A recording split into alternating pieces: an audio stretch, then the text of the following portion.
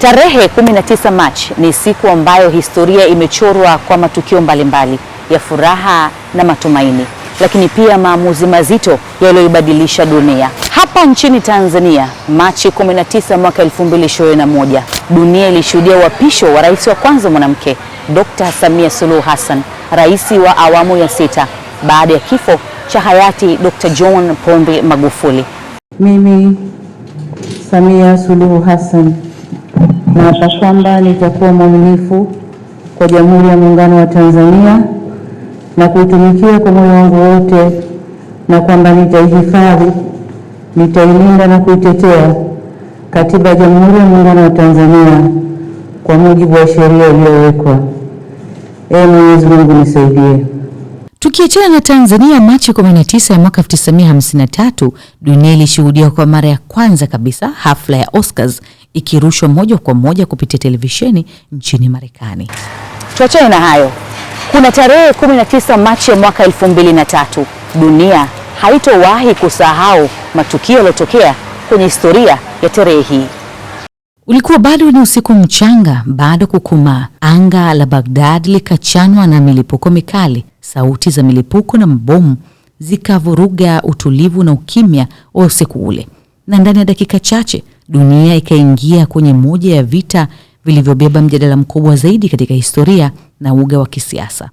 Kupitia runinga, rais wa wakati huo wa Marekani, George W. Bush, akatangaza, saa hii majeshi ya Marekani na washirika wake yameanza operesheni za kijeshi dhidi ya Iraq. Wachambuzi wakauliza, jamani, ni nini sababu?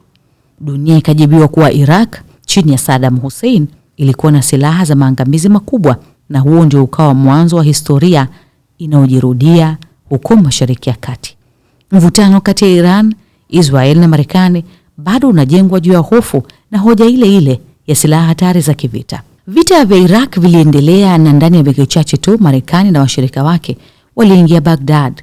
Utawala wa Saddam Hussein ukaangushwa. Kwa mtazamo wa haraka, hii ilionekana kama mafanikio makubwa, kwamba utawala wa kidikteta umeondolewa na mfumo mpya wa kisiasa ukaanza kujengwa na uchaguzi wa kidemokrasia ukaisonga Iran. Lakini chini ya ushindi huo wa haraka kulikuwa na gharama kubwa zaidi kuliko ushindi wenyewe. Katika ushindi huo ulimfanya Saddam Hussein kupotelea mafichoni hadi Disemba ya mwaka 2003 alipokamatwa akiwa amejificha chini ya ardhi kwenye handaki karibu na mji wa Tikrit.